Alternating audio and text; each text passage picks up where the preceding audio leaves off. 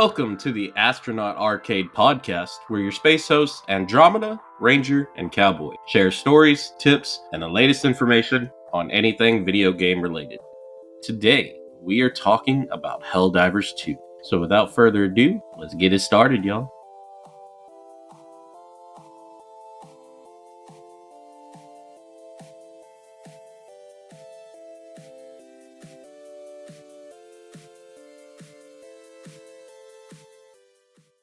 All right, guys. Welcome back. Hello, everybody. Hello.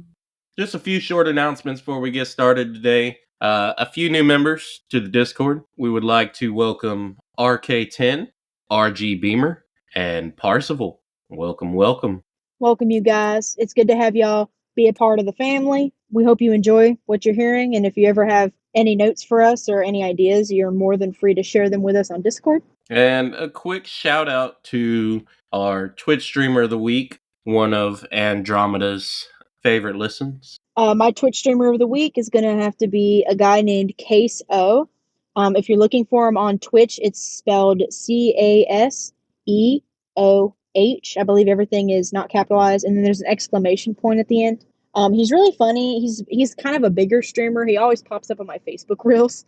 He's really funny. He's like kind of a rager, like not like a bad rager, but he just yells a lot and it's funny to me. So I recommend y'all go give him a listen. I basically let him know in his Twitch stream that we were going to give him a shout out. I have no idea if he actually knows that we're doing it, but y'all should go give him a listen. Absolutely. Go give him a listen, give him a follow, show him some love. This week, we have changed the name from Member of the Week to Astronaut of the Week because why not? We're an astronaut podcast. We love space. At least Andromeda does. I love my feet planted firmly by gravity on the ground, personally. But that is neither here nor there. Our astronaut of the week is Aspect. Bum-ba-da-bum. Love the guy. Met him over on my D&D server, and he has been a member of one of my campaigns. Craig dude, show him some love this week. All right. So, one more thing before we get started, something I wanted to talk about. As I'm sure a lot of you know, or some of you don't, June is Men's Mental Health Awareness Month. Something very important to me, something I went through a lot growing up, is the stigma that men are supposed to take everything in, suck it up, and just keep going. And a lot of people don't understand the toll that this takes on men and don't understand that men are people too. We have feelings. We have things we need to get off of our chests as well. So, in light of that, I really want to bring attention to this. Men, if you're not okay, say you're not okay. Family, friends, anyone in your life that you haven't checked up on recently, just talk to them. Ask them how they're doing. It matters. It could be something just so small as saying, "Hey, how you been?" It doesn't have to be much. It doesn't have to be a whole thing. Just let them know that they matter. All right. So another thing we wanted to bring up are some announcements for you guys. So the first thing is with our astronaut of the week. Again, congratulations, Aspect. A new thing that we're gonna do, and I kind of mentioned it in a past episode as like a joke, but honestly, I thought, why not? It's a good idea. It makes it kind of fun. So I thought, everyone, if you guys become our astronaut of the week, you guys will have the opportunity to pick nicknames for all of the hosts. So me, Cowboy, Ranger, you can pick all those nicknames for the week until the next person is named astronaut of the week. It could pretty much be anything. The only thing we ask is that it is nothing that's like sensitive or political. And of course, PG-13. At least for me, I'm not going to put my nickname in as like a male body part. So please make sure nicknames they can be unique, they can be creative, they can be silly, but nothing like over the top. That sound about right, Cowboy? Yes, ma'am. Y'all get creative. Make it fun. Make it light. Make it breezy. Just keep it PG-13. Don't make me come find you. And he will come find you. Yes, so, congratulations, Aspect. You will get to pick our nicknames for the week. Just send us either a private DM or if you want to just ping us in the Discord with our nicknames, and we'll change those as soon as we're able. And of course, your name will be a beautiful purple color. So, congratulations again. Last announcement, and then I promise we'll get right to the meat of our sandwich today, guys. Last one is at some point down the road, and maybe like a few weeks or so, we're going to attempt to do a live stream on either YouTube or Riverside, I think. Riverside. And we want to have a thing where we live stream a podcast episode. And we can have you guys join us as part of an audience, and you can like send messages and all this cool stuff. So basically, what we want to tell y'all to do in case we ever want to do this and make it like a more common thing is we want y'all to go to the App Store and download an app called Riverside podcast app. Should pop right up. The logo is like looks like it's white and black, right? Yeah, it looks like a little squiggly line that goes over the N in Spanish words. I can always forget what it's called, and I'm Mexican. That's pretty sad. But yeah, get the app. Come, let us know you're interested. We would love to have y'all on. Y'all can come on. We'll do an episode where y'all ask us questions. We'll go through and answer them one at a time, and we'll do this live. It'll be a fairly unedited episode. Just kind of a special treat to y'all. Y'all can ask us questions about us, about our favorite games, whatever y'all want to talk to us about. We would be absolutely happy to have it. Yeah, and also it's free. It doesn't cost anything. All it is you got to have a little bit of iPhone storage or Android or whatever phone you have. You got to have some space in there, download it, and then whenever we do a live recording, you just click a link and you should be able to join and see us, and we'll have a fun time. Last announcement is we just want to say that you guys are probably like, oh, where's Ranger? We haven't heard him speak yet. Ranger was not able to be with us today, but Cowboy has brought a guest. So, Cowboy, take it away. All right. Well, spoiler alert. No. So yeah, this week we do have a special guest. This week we'll be talking about Helldivers 2, a highly popular game this year, filled with ups and downs and controversy as well. And super excited to talk about this one. I've been planning this episode since the beginning of this podcast. It's been a long time coming. So our special guest today is going to be Gilded Rose, aka Pluto is not a planet. We'll go ahead and cue the booing noise now.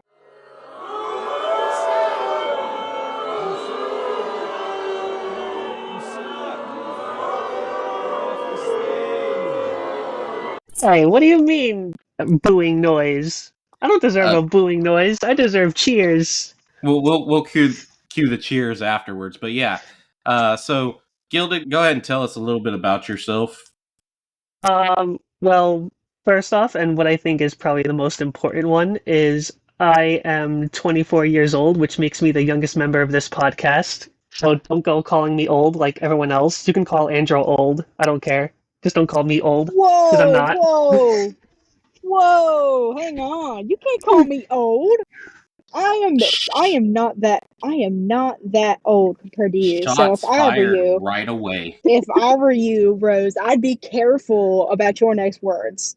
For those of you who don't know, me and Rose have actually been friends for a while, and that's why he's firing shots. So me and her have been friends since her college days a few years back. We met playing Risk of Rain 2, which, if you've been listening to the podcast for a little while, you probably recognize the name of that game because it was what they talked about in episode 2, I believe.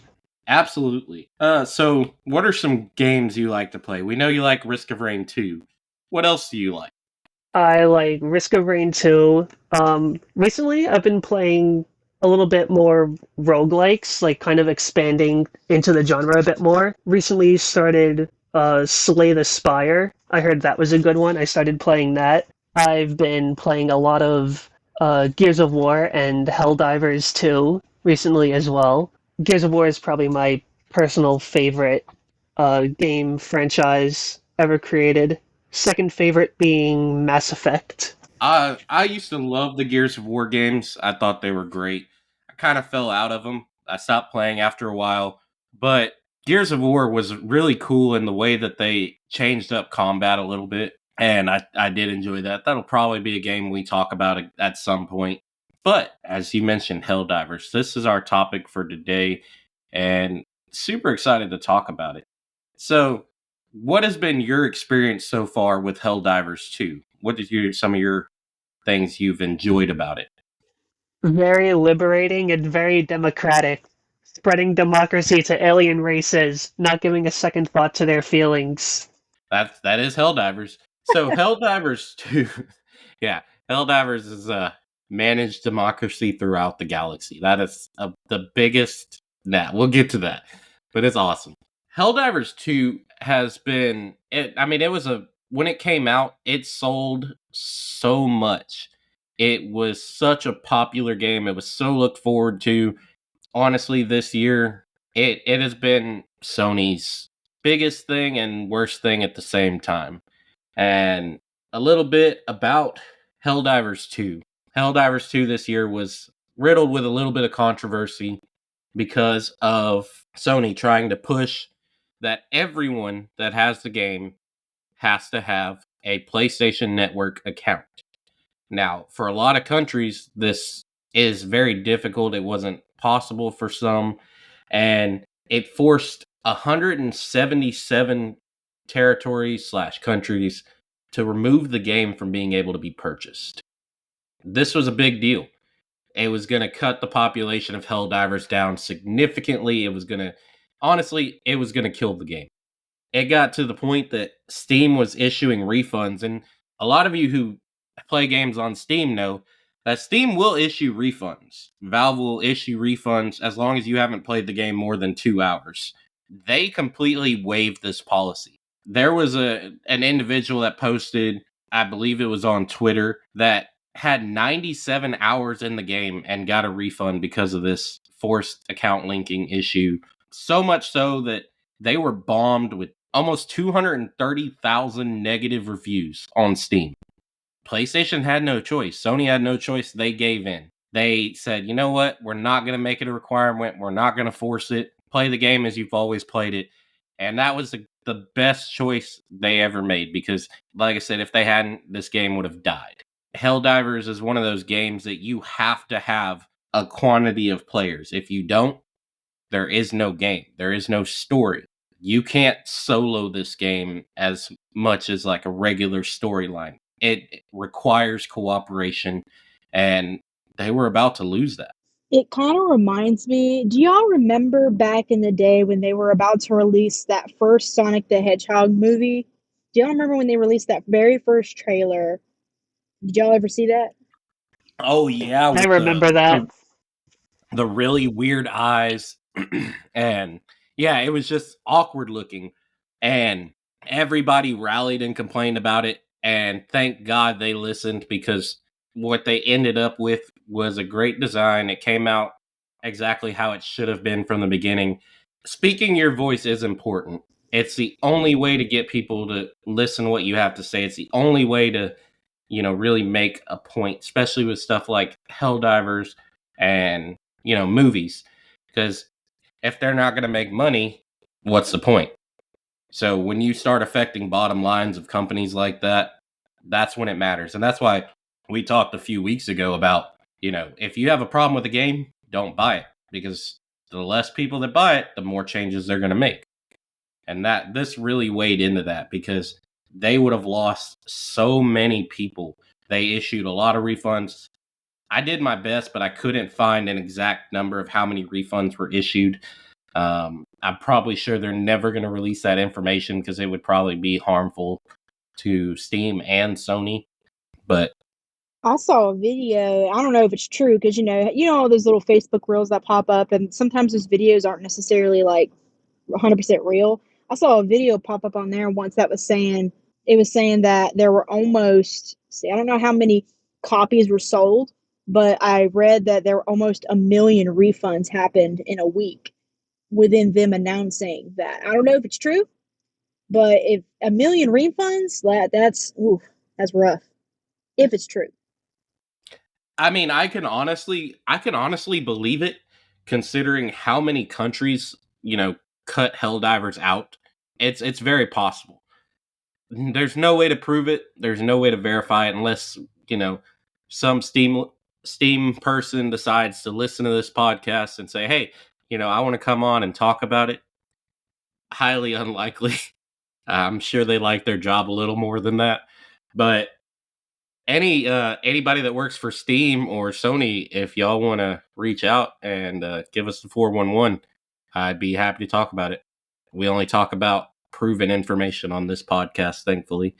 So let's get into a little bit about the lore of the game. So Super Earth is basically a planet in the middle of this galaxy on your map. Super Earth deals in managed democracy.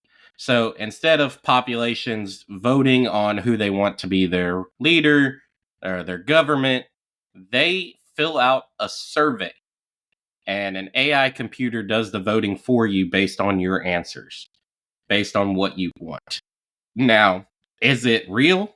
Probably not, because that's just how governments like that work in most societies. And I think that's one of the aspects of this game is one of the things you see a lot in this game is like, is the government lying to us? And it's never actually addressed in the game.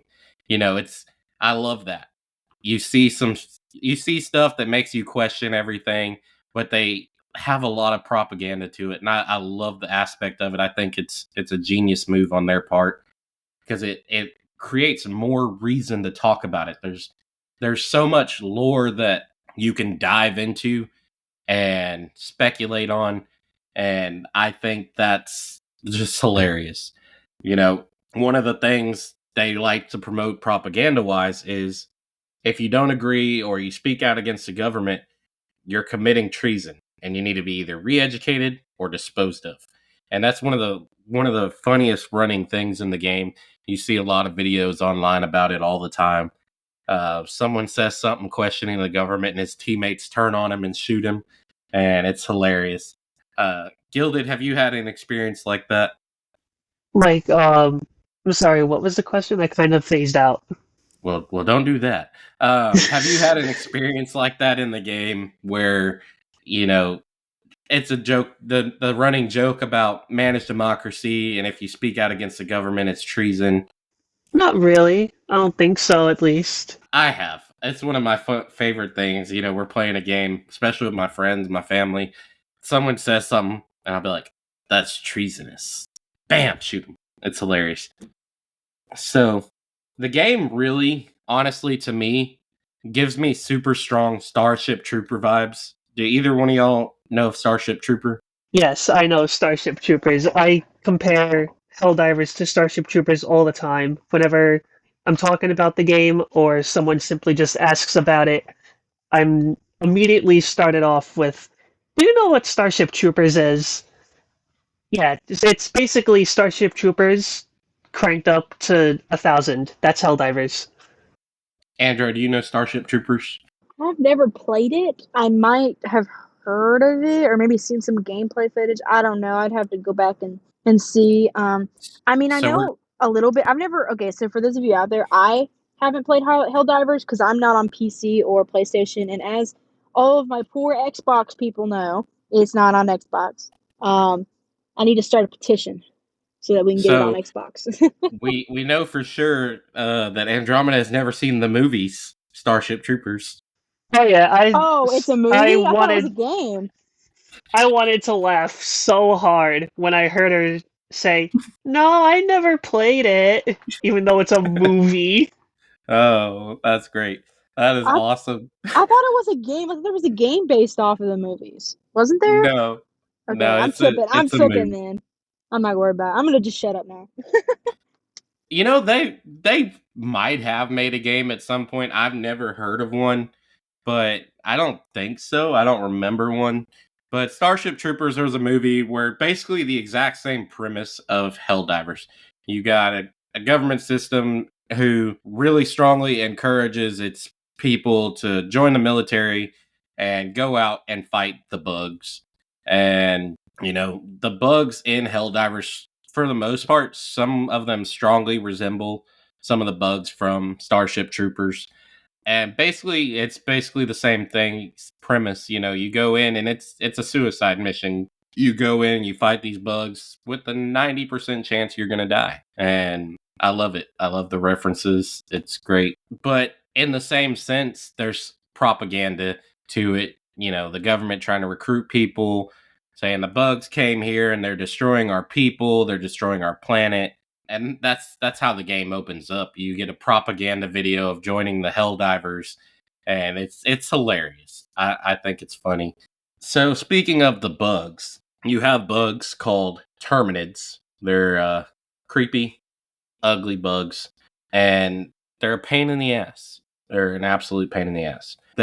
Throughout the game, there's a lot of subtle hints and drops that the bugs are being tested on and modified by Super Earth for an element called Element 710, which oddly enough is oil upside down. I don't know if anyone has caught that before, but I think that's hilarious. Which provides fuel for the ships and machinery. But we'll get into that a little more later on. And there are the automatons.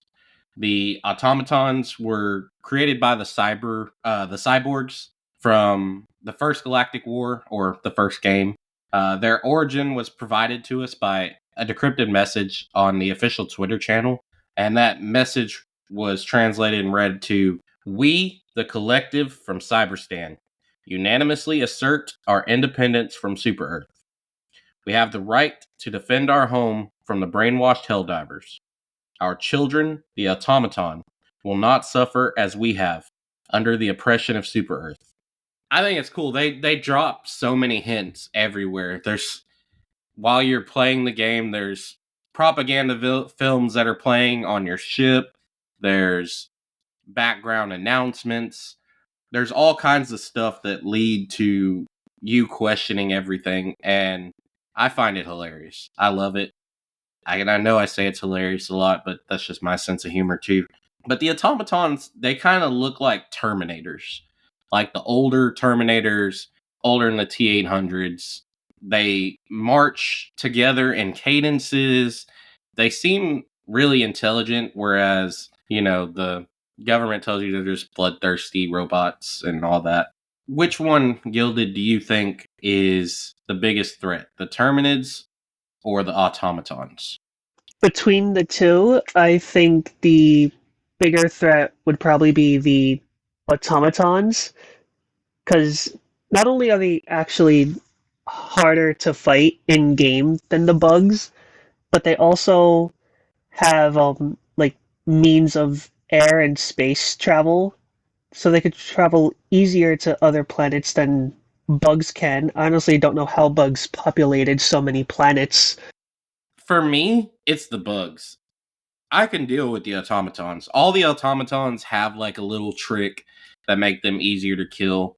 And, for the regular robots, it's headshots. Some of the bigger ones, there's vents in the backs. And, for me, the bugs are just so much more of a pain. The automatons fight from a longer distance. The bugs are always just on top of you. And for me, that's a challenge. It's more of a struggle. But for me, it's the bugs. The bugs are a pain. I hate them. I hate them so much. Especially when you have no friends and you go in and you decide, hey, I'm going to go do this solo mission and I'm going to do an extermination of these bugs, do an eradicate mission, and I think I can handle it. And no, you can't. Not always. It depends. If you're on like trivial or easy, yeah, but it gets wild. I know that from what I've seen, I mean, again, I haven't played it, but I've seen a lot of people play it. Like, I've seen a lot of funny stuff, and I've also seen, like, game playthroughs of it. But for me, from what I've seen, I saw this news about it. Didn't they recently win against one of the planets, and it, like, got subjected to a black hole, or, I don't know. What, was that Bug Planet, or an Automaton Planet, or... That was one of the bug planets. And that's another thing that I was going to get to next, is talking about how the gameplay goes and how it works. And I think it's such a great system. It's really fun, and in that aspect of how they set everything up, how they set up the successes and the failures, and the stories that they bring to the table each and every time. That leads us into our next point. It's a very good question. So yeah, it was a bug planet. The gameplay is really cool. Helldivers 2 is ran by a game master over at Arrowhead named Joel. He controls the flow of the game. He decides what needs to be conquered, what needs to be defended, and he's the one that creates and releases the major orders. Now, major orders are the goals that the Helldivers are tasked with, and you have to complete these goals, these major orders, to receive new stratagems, new stuff to buy, new items, and weapons and stuff like that. They're very important to the story. Success can really change the game in the way you fight the bugs and you fight the automatons, but a failure can really impact the game. I mean, that's so cool. Everyone's probably heard about Malevelon Creek and how there was just a big thing about how we lost the creek, and it was epic. Like, there was so much that was going on. And that's also the point I made earlier about how critical it is to have numbers in this game, because Malevelon Creek failed because there wasn't numbers. And that's how these missions work, especially the conquerors or the defending missions. The more people you have present doing missions, the quicker and the faster your conquering or your defending goes up, and how much you succeed at that. And if you don't have enough people, you lose. The bugs will win or the automatons will win. And that's one of the things that happened with Malevelon. There was not enough people. You had a lot of people there, but there was half as many people still fighting the Terminids doing something else, and those numbers would have changed the war, and they didn't have it. That's one of the cool things, a few months back, I believe. Well, probably a lot longer than a few months now. But a while back, we fought off the automatons. We defended, and we basically wiped out the automatons, only to find out a few days later that we didn't, and they came back in droves. And now it's just a continued battle, but I love the way they do it. The whole flow of the game is basically a propaganda story, and it's decided by this one person who narrates the story, kind of like a way a dungeon master runs a D&D game. He can make it easier, he can make it harder, he can guide you, he can kill you, basically, and there's nothing you can do about it. It's whatever he decides, and it's fun.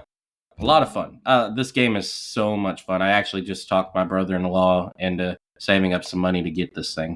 I know, like, one of the things, and I say this because it's one of the reasons, it's one of the things that really pushed me into thinking about why is it not on Xbox, And I didn't really understand that the game was like a game where literally all the players playing work together to take on the threat as like a team. Like, it's an actual war going on. Like, I didn't even realize that. I thought it was just one of those games where, oh, you load into a lobby, oh, you play this, and yada yada. I didn't realize that it was like that until I saw a meme video. Um, there was a meme video, and basically what happened was there was music playing, and it's a meme video. It's funny. And there's a video of people at, what is it, Malevelon Creek, and it has a planet labeled in the background, and it has this epic music playing, and then it says Halo Vets. When it comes to Xbox, it's like labeled with Halo veterans coming to Xbox, and then it shows reinforcements, like a whole bunch of reinforcements going to the planet to help Malevelon Creek or whatever. It was the funniest thing I've ever seen. I can't explain it. Maybe I'll find the link and put it in the Discord or something. But it was just funny because I was just like, I'm a Halo person. And of course, let's be real, most Halo people, the second they got a chance to play this on Xbox, they're going to play it because it's similar to Halo in that way. And it probably would turn the tide of war if they ever did bring it to Xbox for real. I do agree, and that was something we'll get into later as well. Talking about that, I agree 100%. I think I'm 50-50. I'm on the fence about it. But like I said, we'll get to that in a little bit. This game has a lot of levels of difficulty. There's 9 total levels of difficulty. Gilded, what's your favorite difficulty to play on? I forget the exact names of the difficulties, but I usually like to play around levels 6 and 7. I like to have somewhat of a challenge, but not too difficult. I've played on levels 8 and even 9 before, the highest difficulties, and I did not enjoy playing on them at all. So I like to spend my time hanging around the 6 and 7 range. Wait, how many? How many difficulty There levels? there are 9 levels of difficulty, and I'll go ahead and list them 9? off. Yeah. 9? So you Good have lord. you have trivial, easy, medium, challenging, hard, extreme, suicide mission, impossible, and hell dive. Suicide mission. Oh no. That does And not sound good. so I was playing this game with some random guys one night because like all my friends were offline, and it was awesome. We were playing on challenging for a while, and then we went up to hard, and they were like, you know what? Let's go ahead and get you some levels because I was only like level 8 at the time, and they're like, let's go ahead and get you some levels. Let's get you ranked up.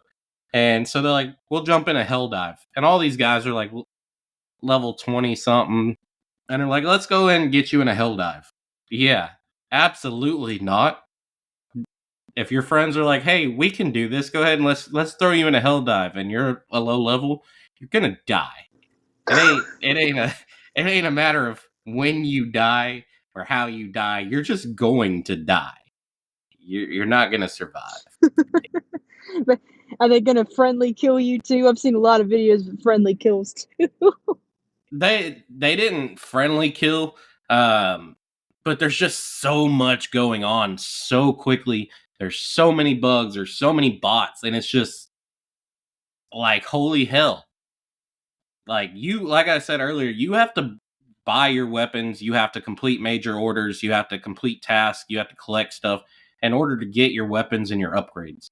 So it's not a quick process. You can't get a good gun early unless you just outright want to spend money, and it ends up being a lot of money. But other than that, you have to rank up. You have to go through it. You have to go through the process. And the guns you get at the beginning do not do shit in Helldive. Don't do nothing. You will die. Is it it's not pay to win, is it? I figured not. Not really, because there's still, even if you have the best guns, there's still so much difficulty to it that there's just no sense of pay to win. You can get better guns, but it's a skill thing. No matter what you do, it's a skill thing. And you have to know how to use your character, you have to move, how to do things at the right time and the right way. And even then you're going to die. There's no way to say, oh, I'll never die in Helldivers, because if you think you will, you're either not playing on hard enough difficulty or you're just God. And I don't think we have one of those in Helldivers. So, but you get a lot of cool missions. Each level of difficulty gives you different missions. Gilded, what's one of your favorite missions to do?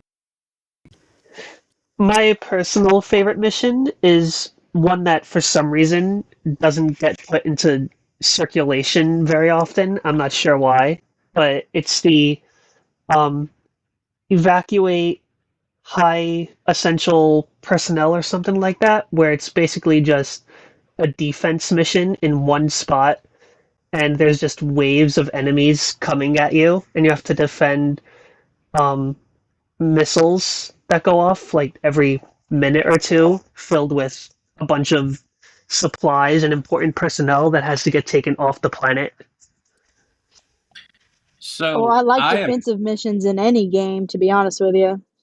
I am glad you brought that up. So that is a great mission. It's very challenging. But one of my problems with it, and I think also one of the reasons why it's not as prevalent in the game, is because every time I've done that mission, sometimes it works, sometimes it doesn't.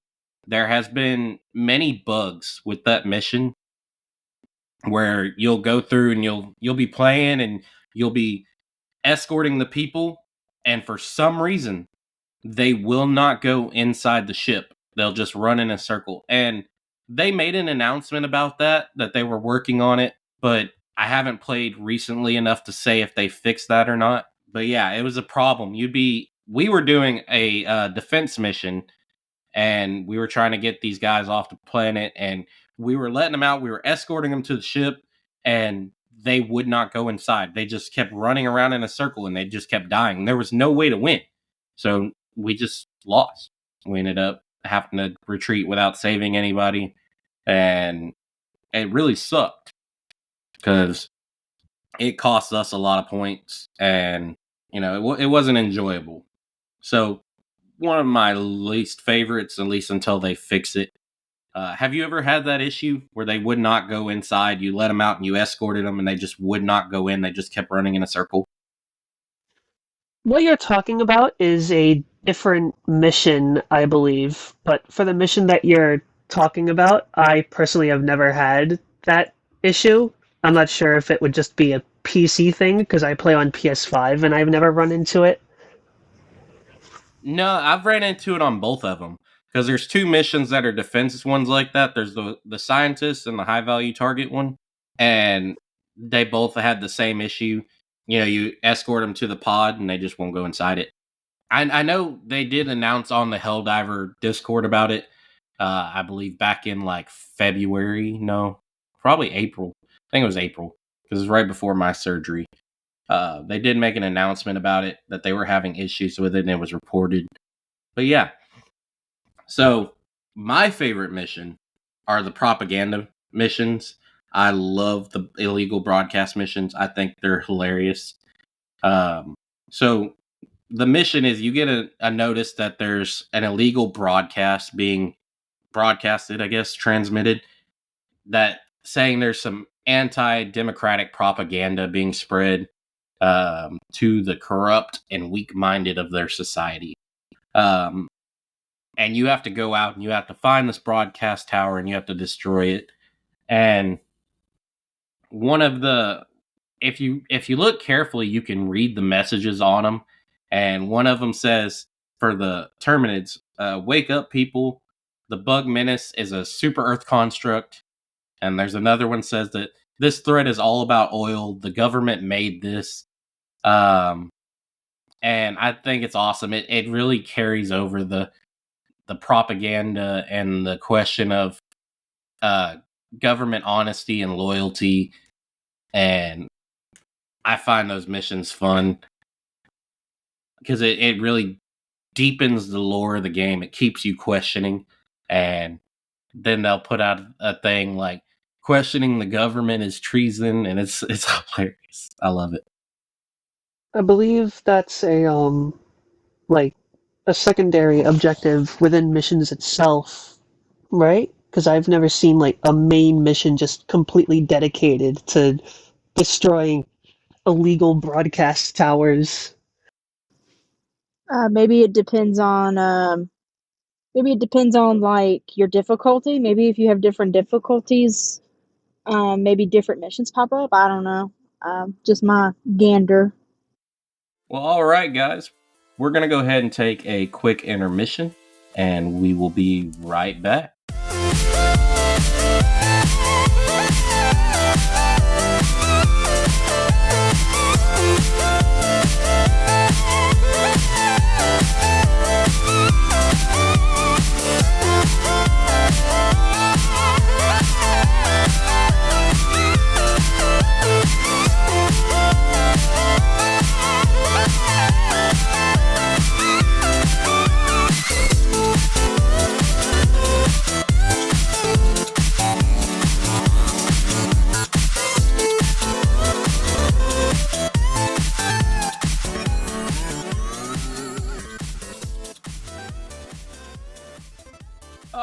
right, welcome back, listeners. Andromeda was talking a lot of crap during the intermission about how our listeners don't love us and how she should be the favorite, and she doesn't like that.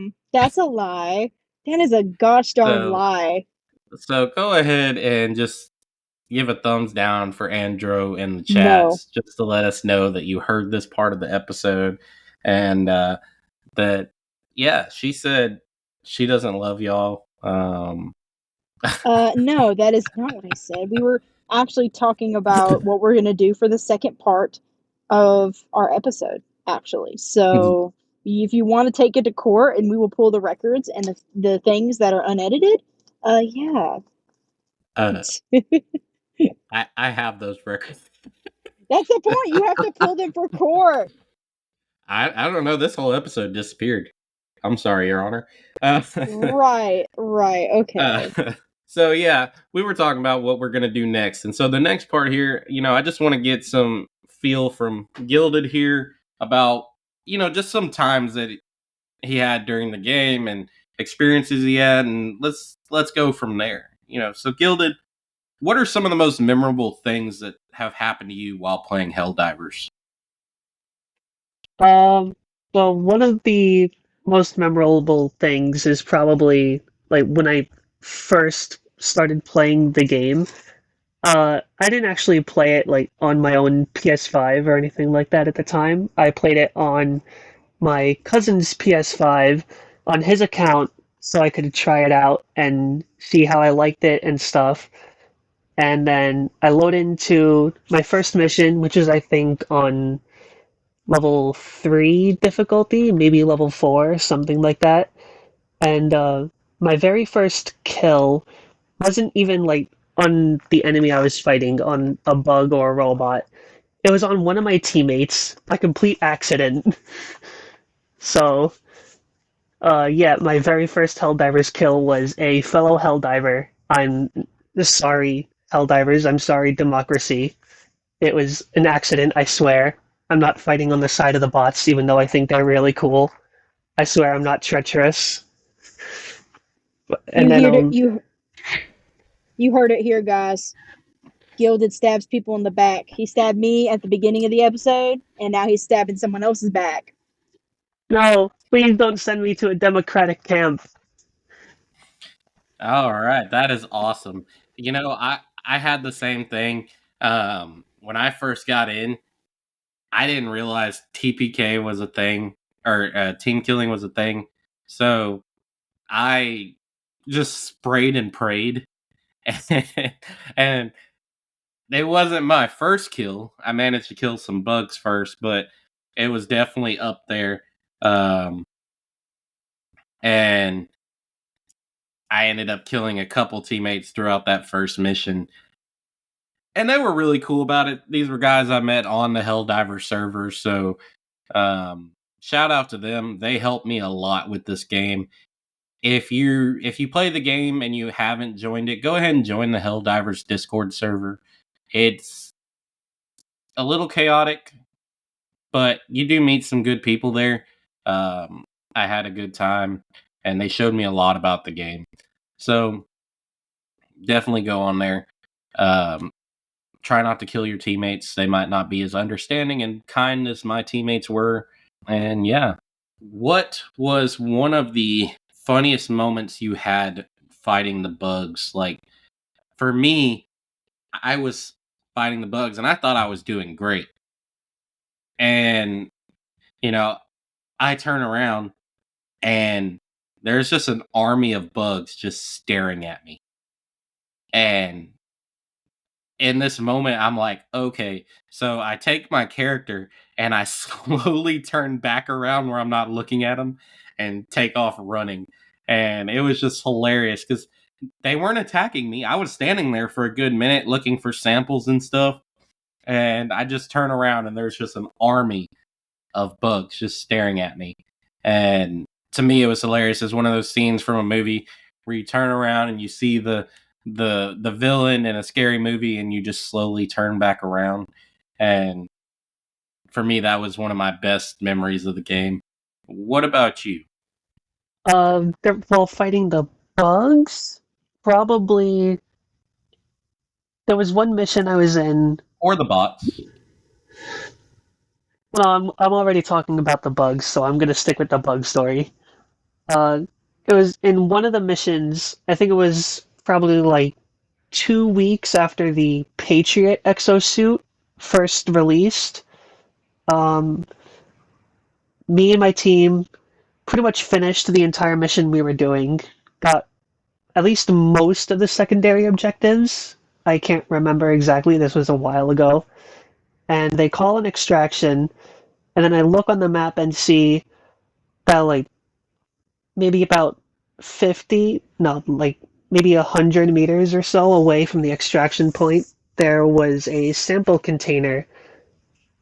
And I decided to take the exo while extraction was on its way, walk all the way over there through just a complete horde of bots on, I think, like level 6 difficulty.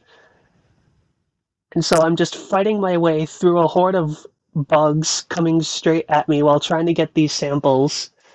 I get out of the exosuit, grab the samples, get back in, start walking my way back, and there's like maybe 50 seconds left now for me to walk 100 meters or so in the exosuit.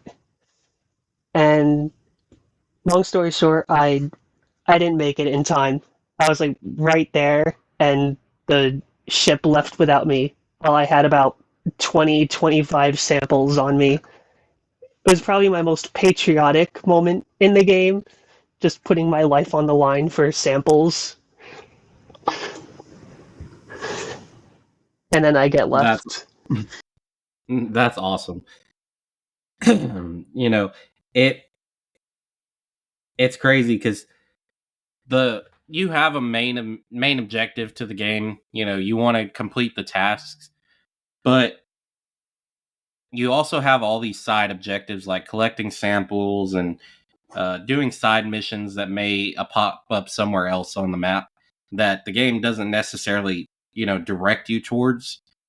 And you have to decide, are you going to be strictly finishing the objective, or are you going to try to rank up? Because if you just do the objectives, it takes so much longer to rank up and get your equipment and stuff like that and your stratagems. And so it's hilarious watching players, because you always, if you play with random players, you always have those that argue over which is more important. And it's just a great time to watch one player run off on his own because he wants to get samples, and then you get the notification saying revive player or resupply troops. And it's always fun. And then for some reason, when you bring them back, they always go running back. And it's always trying to do as much as you can in the time that you have. So the next thing I really wanted to talk about, though, was the music for Helldivers 2. The music was composed by Wilbert Roger II. I hope I pronounced that right. If I didn't, I apologize. But he's an award-winning composer. He composed for COD World War II, Destiny 2, and the game coming out soon that we talked about a few episodes ago, Star Wars Outlaws. And, I do not have a single bad thing to say about the soundtrack for this game. Not one. I think it is epic. It builds and it builds. It's epic from the beginning. It carries weight. And when you hear that sound, you always have that hell yeah moment, that sense of accomplishment. And it hits. It hits. Even the national anthem of Super Earth, I think, is really well done. The orchestra for it is fantastic. I can't complain about it. I have no complaints. What are your thoughts on it, Gilded? I think the music is really like epic sounding, I guess I can say. I've spent a little while, maybe like a few days total, listening to some of the music and the soundtrack in the game. There were a few songs I came across that I thought just sounded really similar to one another, but there's no denying that like the main theme, A Cup of Liberty, I believe it's called, the main theme for the game is probably so iconic and recognizable now. If you were to play just the opening sounds to that song next to a random group of people, they would probably just be like, "Where's the hell diving commencing?" or "Where are we dispensing democracy?" or something like that. I believe the main theme is one of those iconic sounding songs nowadays where if it's not already, eventually I believe it will become almost as iconic as the Halo theme. Um, I'm gonna have to disagree. I don't think it will become as iconic as the Halo theme, and it's not because it's bad, but I don't know. There's just something magical about Halo that just you know. But anyways, I had something I wanted to say here. Oh, right. Okay, I remember. I forgot for a second. Um, so Helldivers, in terms of like the music, is definitely like popular. It's like a big thing. And it's so popular that the only reason I heard about Helldivers in the first place was because, so I'm, fun fact about Andromeda, everybody. I'm an esports coach, which means like we actually do games and we take it to, like, it's actual sport, I guess. Like it's an actual, we take it and we go against other teams across the state and all this stuff. And one of the games that we do is, of course, Mario Kart. And for some reason, whenever we started it, fun fact, this past year when we started esports and we did the season, is actually when the game Helldivers was like becoming a big thing, or released or whenever. And at the time, we were able to name like my Mario Kart people. They can name their own teams. One of them wanted to name their team the Hell Drivers, and I'm just like, "Where did you get this name from?" And they're like, "Oh, it's based off this game called Helldivers too. You should check it out." And so that's the only reason I know about it. But they actually made like a whole video intro using the Helldivers music with their name and logo that is Hell Drivers for Mario Kart. So of course that sounds about right, doesn't it? Yeah, that sounds hilarious. You know, I don't think Helldivers theme will be on the level of Halo, mainly just because they fall into two separate categories, in my opinion. Like Halo, everyone knows the Halo theme, the hymn that plays, and it's it's not comparable in that it's a different vibe, a different feeling. You recognize that Halo hymn and you just like it brings back memories and it brings in different emotions. Whereas the Helldivers theme, I think it falls under more of a let's amp you up category. You know, this music here, it's going to get you hyped. You know you completed something when you hear this sound. You know, And I think that's where the difference lies in the two. But will it be a recognizable theme for years and years to come, just like Halo is? Absolutely. I think it'll carry its weight. I think it'll carry on for a long time because you hear that theme anywhere and you know Helldivers. I know, this is really random. We should totally like one day, maybe for like a blooper or like an intermission, we should all sing the Halo theme song together. And it would be beautiful, Absolutely yes. not. No, no, wait. What if we get the whole Discord server inside of a voice channel and we all sing it together? We should do it. Come on. No, it's I a no, it's agree, a, we a should do million it. dollar million dollar idea. We've got to do it, my guys. and and then we get sued for copyright infringement. We're not that good. No, It'll we just be should do so it anyway. terrible. It'll just be so terrible that, that it'll be a completely different song. That's how bad it'll be. Everybody, while you're listening to this episode, when we release this episode, we'll put a poll out to see who wants to do this. I don't think it's going to go good. Andromeda thinks it will. Let's see what y'all think. Yes, please. Wow. I guarantee would you, love it. everyone. Sorry. No, you're fine. I guarantee- was saying once we do the what is it called, the Patreon. Once we get to the point where we have a Patreon, that'll be the entrance song to our bloopers. Oh my god. Yes, I can see it now.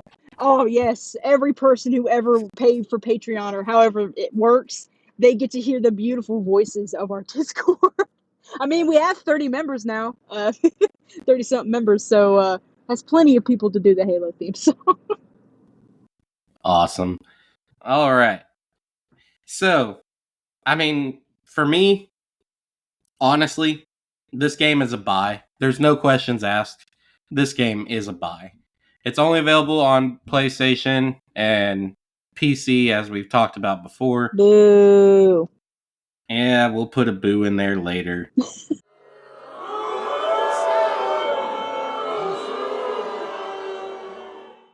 But Helldivers is to PlayStation what Halo was for Xbox. I mean, it's their market, their bread and butter. It's their thing. So there was a podcast. I'm sure some of y'all, if y'all follow gaming podcasts or just gaming news in general, y'all have probably heard of Xbox Era.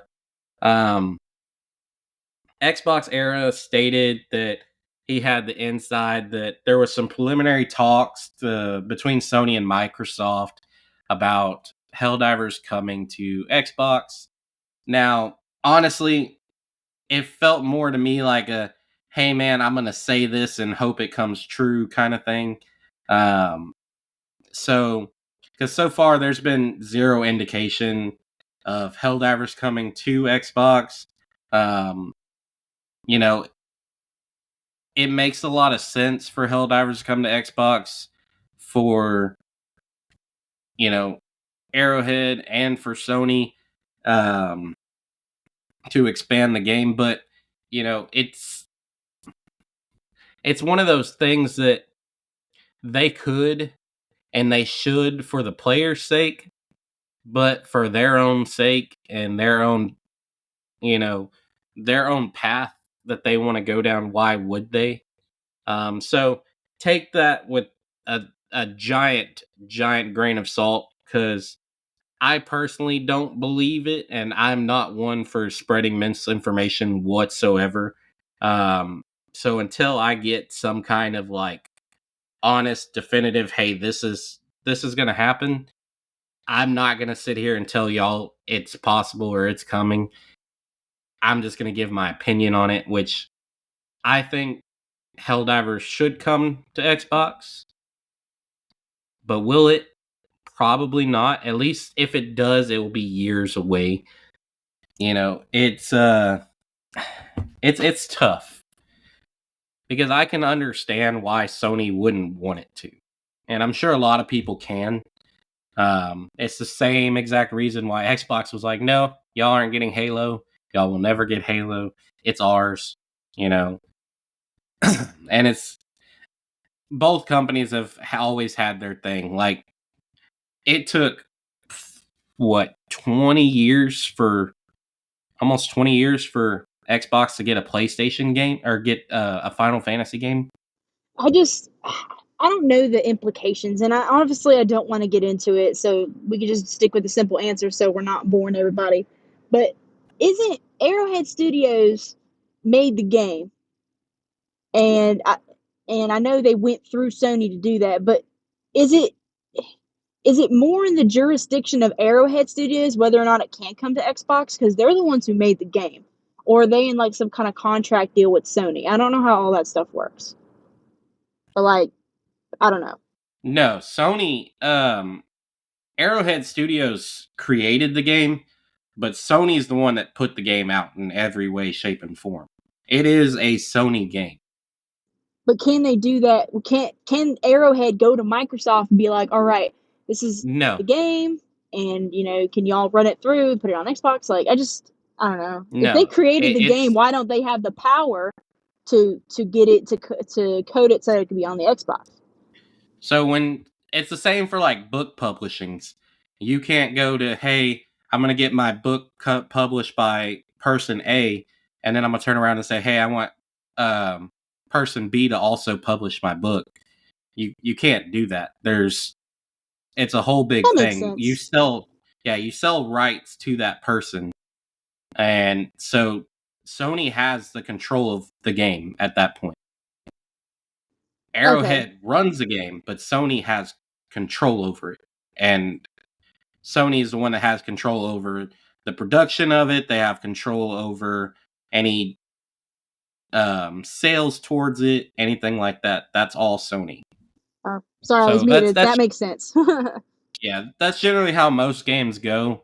You sell... Hey, there are a lot of games that are like, hey, I made the game 100%. Everything's done. I've already done all the coding. I've done all the characters. I've done all this. Everything is complete. Y'all don't have to do anything except put the game on your platforms. That is a different story. Then you can have games that go to Xbox and Sony. But Sony and Xbox both, they have games when they partner with that company, they want exclusive rights. Hey, we'll work with you. We'll help you make the characters. We'll help you set it up for our consoles. We'll help you with the coding of this and that. And in those cases, they do that for exclusivity. And that's what happened in this case. Gotcha. So, like I said, there's no indication that it's going to come to Xbox because Sony has, like I said just now, such a big hand in the game. Now, if it does come to Xbox, I believe that there will be like an epic storytelling aspect to it. There should be, because Helldivers 2, has, like I said, the Game Master Joel, and he has done a fantastic job at how he portrays everything in the game and how he guides everything. And I think, if they do, I think we're going to come across a mission or something that happens that there's just absolutely no way to win.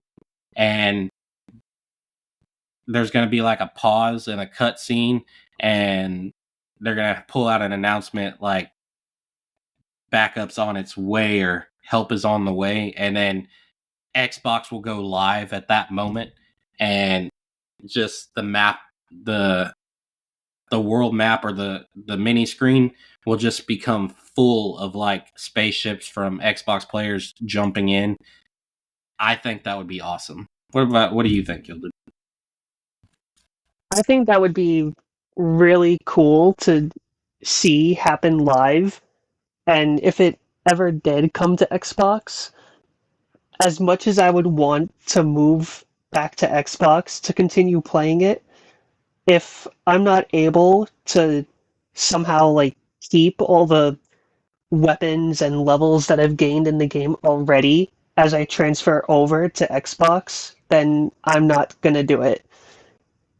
I would have to have the ability to, I guess, kind of link the account that I have already to the account that I would have on Xbox now, because I personally wouldn't want to restart from scratch back at level 1 and no weapons, where on my PlayStation account I'm level 45. I have all of the premium war bonds that have released as of recording this, which at the time is the Arctic Troopers, something like that. The snow-themed one is the most recent one to come out at the time of recording this. I have all of them up to that point. and I wouldn't want to start from having none of them and then having to pay for them again. Oh, I can 100% say with certainty if it does come to Xbox, there is no way whatsoever that PlayStation will allow account linking like that. It would be a bad move on their part, because then people that do have PlayStation and Xbox that maybe prefer Xbox or bought a PlayStation just to play this game or some other games, that's exactly what they're going to do. They're going to move their account to the Xbox and they're not going to have to play it on the PlayStation. And PlayStation would take a huge hit if they did that. So it would be like most games that do have, a balance in between the two. It's going to be two separate accounts. Especially since, we talked earlier about the PlayStation linking whole issue that happened. Now that that's not a thing, then it definitely wouldn't happen. Saying, hey, you have to have a PlayStation account. I think that's where they're going to end up drawing the line. Hey, y'all can have this game, but you got to buy it again. You got to set up a new account. And if you want to play on your account, you come play it on PlayStation. If you want to play on your Xbox, you got to buy the game again. You got to have a new account. All of that. I think if that does happen, that's where we're going to end up. So, we're going to talk about some things here now. What are some things you would like to see from the game, other than it coming to Xbox? Like, what are some things you would like to see either change in the game or something that the game can improve on, or what you would like to see happen in the future for the game? So I hope you don't mind. I'm going to answer this based off of my little bit of knowledge off of what I've seen. Obviously, I want a greater diversity, because right now there's only the bugs and the I can't say it right, automatons, right? Like there's no other, I guess, set of beings or races that are out there. I'd like to see a third one and make it like a trilogy, like three different races. I don't know why. But have, like, you have your Helldivers, and then you have the bugs, the automatons, and then you have a third one, or I guess fourth one in that case. I'd like to see another one with, I don't know. I think that'd be cool to see. So that's definitely one of the biggest speculations about the game. Is in the first game you did have three. You had the cyborgs, you had the Terminids, you had the Illuminate, and I believe that eventually the Illuminate will come to Helldivers, Helldivers 2. But they've made a lot of statements about the game that the game is still considered in easy mode or learner's mode. I think Joel himself is the one that made that statement. I could be wrong. Someone fact check me and let me know later. But I do remember reading that.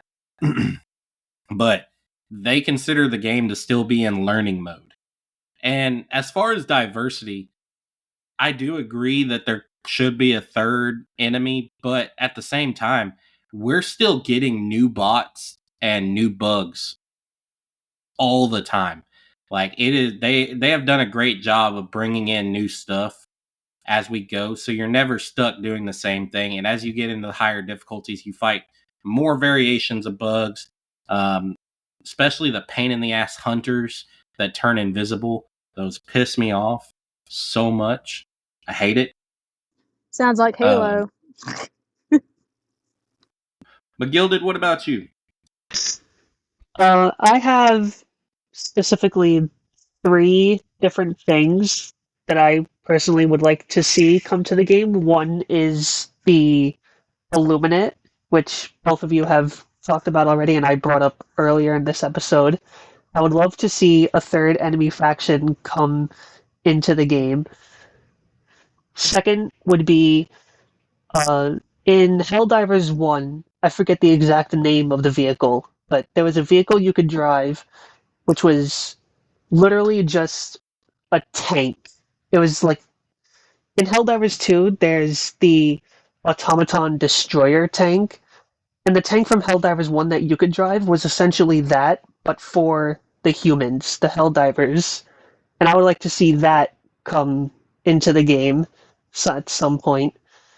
And third, I would like to see at some point, um, like at least maybe two or more factions end up colliding into the same like aspect of the map, I guess, where they're both like, for example, we'll say the when if the Illuminate was to come into the game and they wanted to invade part of the automaton's space, there would be an order given or like some sort of news that the Illuminate is invading one of the automaton's planets, and if you were to deploy there, you would be facing automatons and Illuminate at the same time. So, just real quick here, this reminds me of Warframe. I don't know if you've ever played Warframe, but Warframe also has like 3 factions, and a lot of times it is possible. Um, a lot of times these 3 factions, you do find them fighting each other. Sometimes they aren't fighting each other, and sometimes they are. But I think I get what you're talking about. For those of you who played Warframe, I think that's what you're referring to. Is them fighting. I think that would be a really cool touch for sure. I agree. I think that would be fun, to have, if the Illuminate do come in, to have them mix in with bug colonies or the automaton colonies. I think another cool thing, especially since, after we defeated the automatons, they were gone for a few days. We thought we'd done what we needed to, but of course everyone knew, hey, they're going to be back. And then when they came back, they occupied Cyberstan. And if anyone knows anything about the lore from the first game, Cyberstan is now the basically prison for the cyborgs from the first game.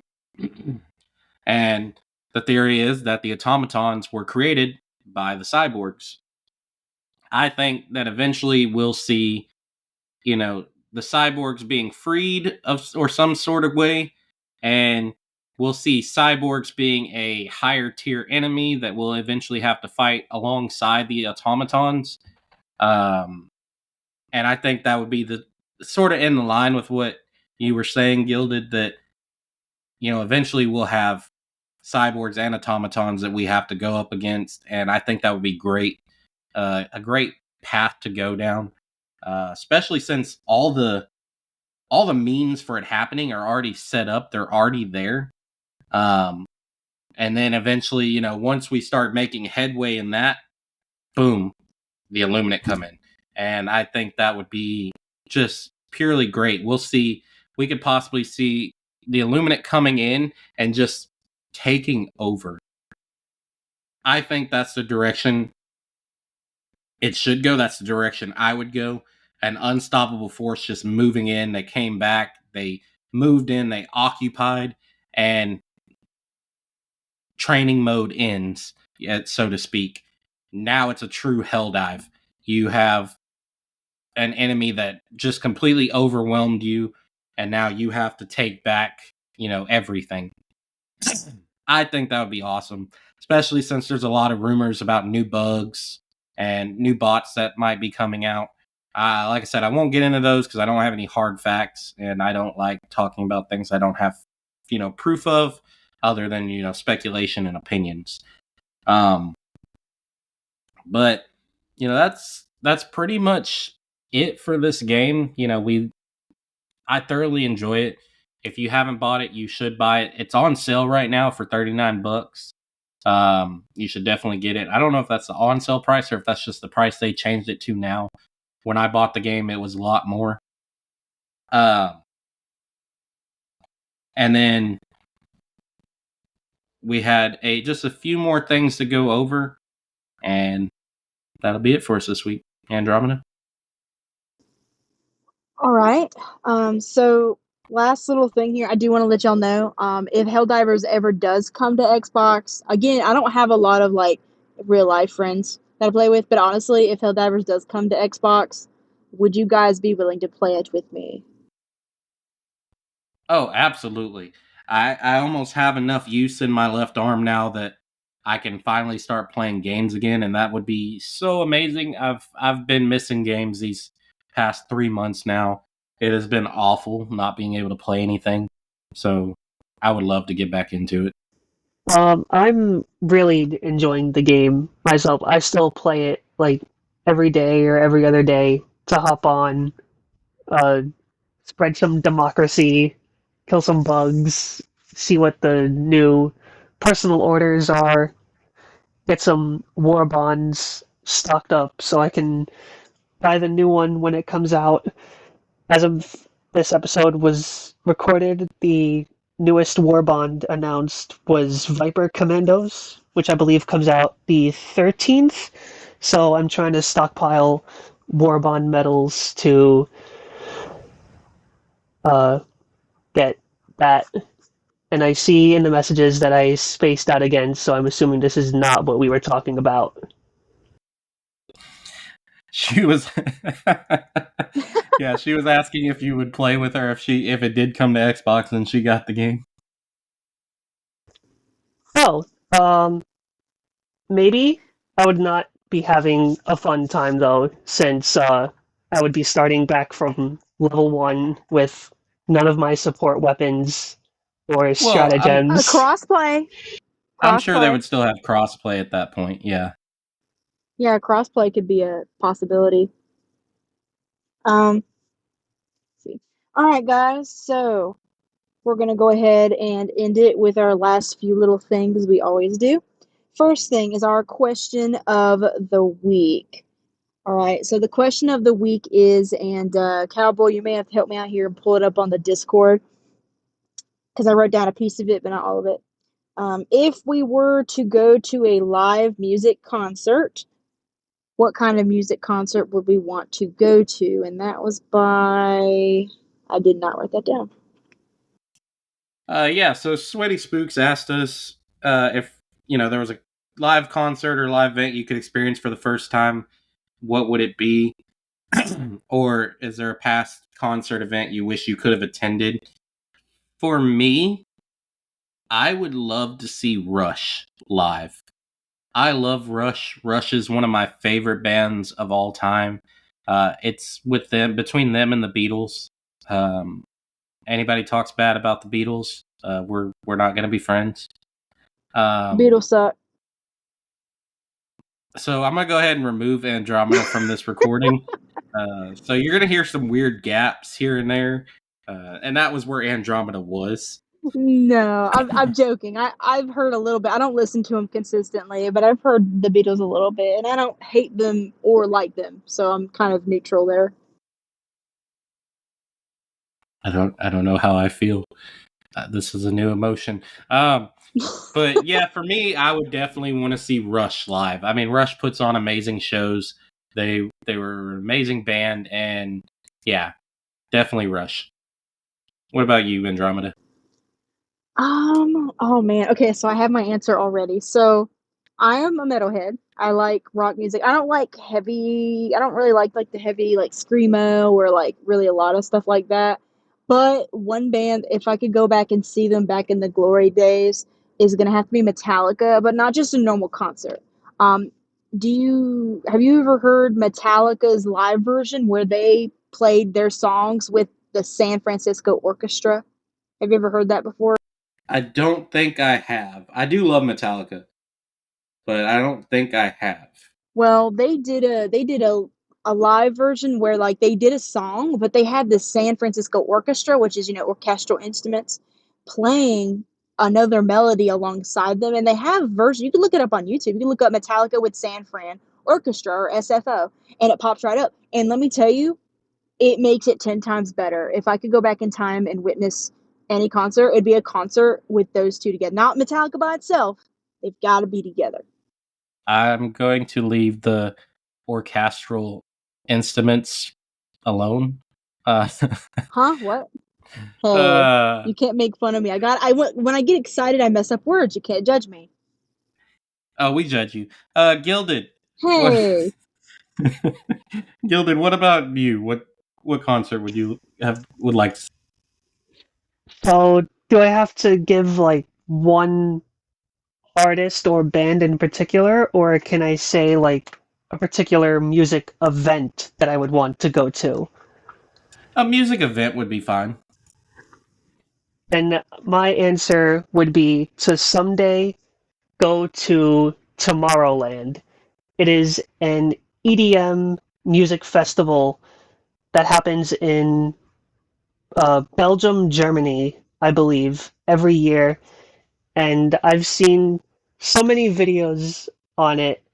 They put so much work into the stage alone. They completely transform it. I think there was one year where the stage looked entirely like a dragon with moving wings and glowing eyes and everything. The whole event itself is just an absolute spectacle to watch and hear. And they have a whole bunch of EDM artists there that come on stage, perform for like 2 hours, and then move on to the next one. The whole thing takes place over like 2, 3 days, and I've wanted to go there for years. So Tomorrowland would be my answer. Sounds awesome. Um, yeah. So that's our question for the hosts. Andromeda. Anything else you would like to add? Yeah, thank you, Sweaty, for the question. If you guys want to continue to ask questions, I think we're a little bit behind, but we may be able to have a time or an episode where we do more than one, so we'll be able to catch up. So if you guys have any questions, whether it be just kind of our personal life kind of question or a question about gaming, please feel free to put that in the Discord. But thank you, Sweaty, for the question. Now we move on to the space fact of the week, my personal favorite part of the podcast. So, my space fact of the week is the very first known interstellar object that, which means if it's interstellar, it means that it doesn't stay in our solar system, but it passes by close enough to where we can witness it. But the very first interstellar object that was discovered was called, I'm going to try to say this right, Oumuamua. I think say it, Oumuamua. That was the first object that was ever discovered. It was discovered by a guy named Robert Warwick, and he worked in Hawaii, and that's probably why the object is named like that. And the fun fact is that this object, the very first object we discovered that was, interstellar, is actually shaped like a cigar. That is my kind of space object. I would love that. I want to see that. I want it. I must own it. We need to create a cigar label called Al Moe Moe, or however you pronounce it. Yeah. Listen up for, or look out for Astronaut Arcade Cigars for the Al Moe Moe line. All right, guys, come and get your gaming cigars now. The Oumuamua brand has sponsored us. They're on sale for 99 cents a cigar, so please come get one. I don't think anyone would buy a 99-cent cigar. That's how good they are. $99 then. $99, guys. It is There you it go. is a celestial event. $99. No, Guaranteed to put you in a high until the next time. What's it called? Oumuamua passes by. So you will be in a high until then. That's how good the cigars are, guys. how often does it pass by? Oh, I don't know. I didn't look into that. You know what? Whenever this episode goes out, I will post a picture of it so you guys can see the cigar shape, and then I will post to you how often it passes by. I don't think it's passed by since, to be honest with you, since I discovered it. Andromeda doesn't know a space fact. Woo! I'm Cheers. bad at dates and time and years. I never was good at that. Yeah, as of this recording, Andromeda don't even know where we are. You know. So I think that's it for us today. Andromeda, was there anything else? We miss you, Ranger. We love you. And hopefully we'll be able to have him for the next episode.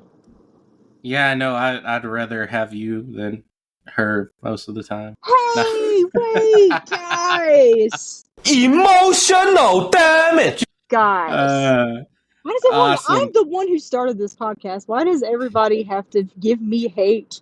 Why? And she loves to bring it up. I have to. It's the only way I have to defend myself. It's her only weapon against her our tyranny.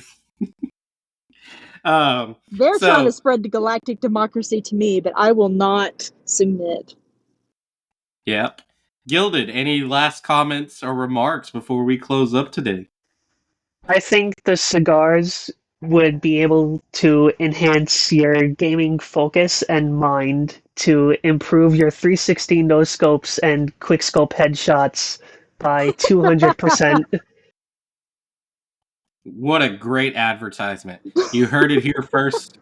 We have gamer enhancing cigars named after a Hawaiian celestial event. But that's going to be it for us here today, guys. As usual, thank you for listening to the Astronaut Arcade Podcast, where we take one small step for man and one giant leap for gamerkind. We will see you guys later, and remember that Pluto is a planet.